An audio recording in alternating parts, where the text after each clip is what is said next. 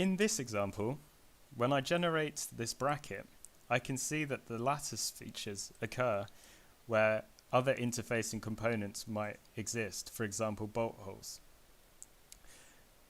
It might be the case that we want some solid material to remain in this location for better part mating.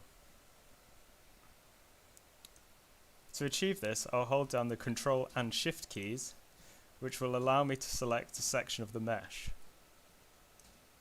By increasing the crease angle slider bar, I can select more face of this submesh. I'll go around the component whilst holding down Shift and click to add more submeshes to my selection.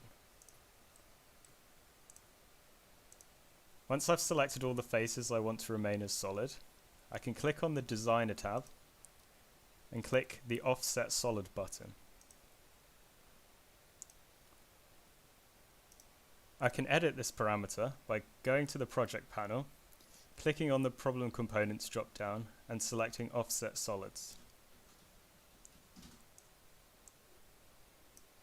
In this case, I'll add -2 mm of material to each of these faces to remain solid.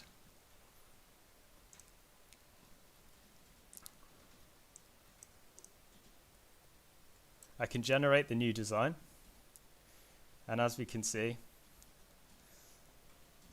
these faces now remain solid